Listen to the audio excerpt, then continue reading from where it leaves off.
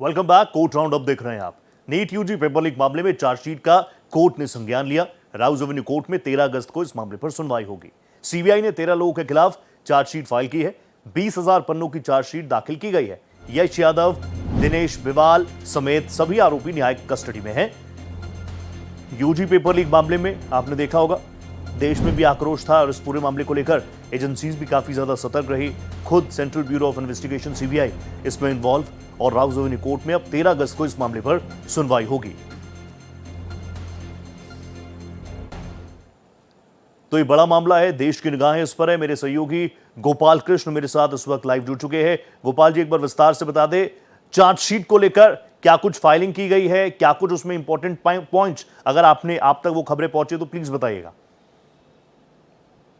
जी बिल्कुल रोहित, जहां तक चार्जशीट का सवाल है तो 20,000 पेज का यह चार्जशीट सीबीआई ने दायर किया और सीबीआई ने यह खुलासा किया है कि किस तरीके से पेपर एक कोचिंग सेंटर द्वारा लीक किया गया। और यह भी खुलासा हुआ है कि जो मांगी लाल है, जो इस मामले में आरोपी है, उसने दिनेश बिवाल के लिए 10 लाख रुपए में यश यादव से किस तरीके से यह पेपर खरीदा। और साथ ही यह भी कहा गया कि शिवराज मोटेगांवकर ने अपने बेटे, जहां पर जिस कोचिंग में वो पढ़ता था, उस कोचिंग में पेपर लीक कराने के लिए, सर्कुलेट करने के लिए 5 लाख रुपए दिए गए थे, जो पीबी कुलकर्णी का कोचिंग सेंटर था। तो ये तमाम चीजों का खुलासा किया है। सीबीआई ने यह भी बताया है कि यह साजिश एक बड़े पैमाने पर साजिश रची गई थी और पूरे देश में इसको सर्कुलेट किया गया था। सीबीआई ने यह भी बताया है कि जो पेपर आए थे उसमें से 111 के आसपास सवाल जो है बिल्कुल हूबहू मिल रहा था, जो हैंडराइटिंग में लिखे हुए थे। इन तमाम चीजों का खुलासा सीबीआई ने किया है।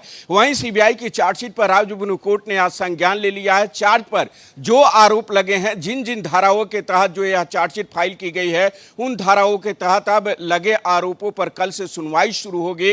क्योंकि पिछली सुनवाई में कोर्ट ने यह साफ कर दिया था कि उसके लिए इस मामले को लेकर के एक एक मिनट काफी महत्वपूर्ण है। बने रहेगा मेरे साथ, आगे भी आपसे केस पर बात करूंगा। सुप्रीम कोर्ट का न्यायिक अधिकारियों को लेकर एक बड़ी टिप्पणी सामने आई। निजी अर्जियों के लिए बार बार कोर्ट आने से बचें। सुप्रीम कोर्ट की न्यायिक अधिकारियों को लेकर एक बड़ी टिप्पणी है कि निजी अर्जियों के लिए बार बार कोर्ट ना आया जाए। न्यायिक कामकाज और मामलों के निपटारे पर आपको ध्यान देना चाहिए। सेवा संबंधी समस्याओं पर बार बार याचिका दाखिल ना करें।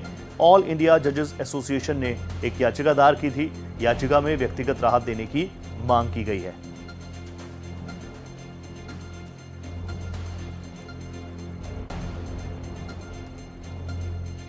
तो इस पिटीशन में ऑल इंडिया जजेस एसोसिएशन ने एक पिटीशन दाखिल की थी और सुप्रीम कोर्ट ने कहा कि इस तरह की चीजों को आप बार बार कोर्ट में लेकर मत आइए। आपका प्राइम फोकस होना चाहिए जो पेंडिंग केसेस हैं वो जल्द से जल्द उनका निपटारा हो। ठीक कह रहा हूं गोपाल जी?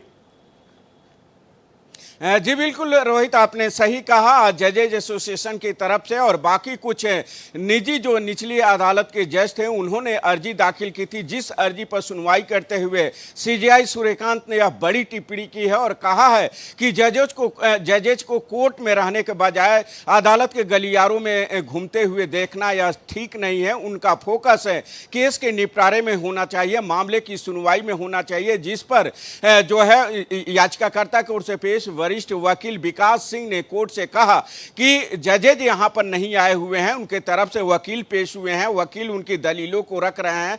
कोर्ट ने कहा कि अलग अलग मांगों को लेकर के इंडिविजुअली जो है अर्जी दाखिल करना यह सही नहीं है। और यही कहते हुए कोर्ट ने इस मामले की सुनवाई को आगे के लिए टाल दिया है। दरअसल जो निचली अदालत के जज हैं रोहित, उनके आयु सीमा बढ़ाने को लेकर के सुप्रीम कोर्ट सुनवाई कर रहा है। क्योंकि पिछली सुनवाई में सुप्रीम कोर्ट ने राज्य सरकार और हाई कोर्ट के रजिस्ट्रार से कहा था कि आपस में बैठ करके यह बातचीत करें और यह तय करें कि क्या निचली अदालत के जो जज हैं, जो रिटायरमेंट के कगार पर हैं, उनकी आयु सीमा बढ़ाया जा सकता है या नहीं। कोर्ट ने यह भी कहा था कि राज्य सरकारें वित्तीय दबाव का जो बोझ का हवाला न दे और इस मामले में जो है जल्द से जल्द फैसला करें और अपनी रिपोर्ट सुप्रीम कोर्ट को सौंपे। Yes Gopal ji, stay with me. आगे भी एक केस है, उस पर आपसे बात करूंगा।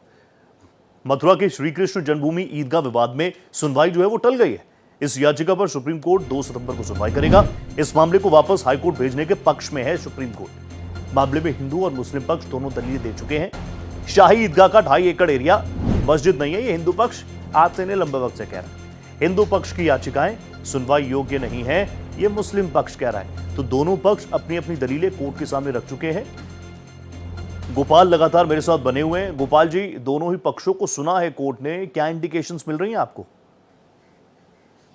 देखिए रोहित, सुप्रीम कोर्ट ने यह साफ संकेत दिया है कि कृष्ण जन्मभूमि जो विवाद है, आखिर कृष्ण का कौन प्रतिनिधित्व करेगा, यह तय करने के लिए वह इस मामले को हाई कोर्ट भेज सकता है। सुप्रीम कोर्ट ने टिप्पणी की और कहा कि हाई कोर्ट ने बिना इस मामले में और मूल फैसले को जो है ध्यान में रखते हुए इस मामले में एक तरफा फैसला दे दिया है और विवाद जो है वो तय कर दिया है कि आखिर यह कौन इसका प्रतिनिधित्व करेगा। यह सही नहीं है, क्योंकि इसको लेकर के 18 याचिकाएं इलाहाबाद हाई कोर्ट में लंबित है, जिसको लेकर के इलाहाबाद हाई कोर्ट ने मूल याचिकाकर्ता कौन है यह तय किया था, जिसके खिलाफ सुप्रीम कोर्ट में याचिका दायर की गई थी। वहीं हिंदू पक्ष की ओर से भी इस मामले में याचिका दायर किया गया और कहा गया कि मुस्लिम पक्ष ने जो याचिका दायर किया है वह याचिका दरअसल सुनवाई योग्य नहीं है। सुप्रीम कोर्ट ने साफ कहा है कि अब इस मामले को हाई कोर्ट अगली सुनवाई में भेजेंगे और हाई कोर्ट से कहेंगे कि इस मामले में यह तय करेगी कि मूल याचिकाकर्ता कौन है और किसके नाम से यह केस लिस्ट किया जाएगा। थैंक यू सो मच, नजरा बना रखेगा।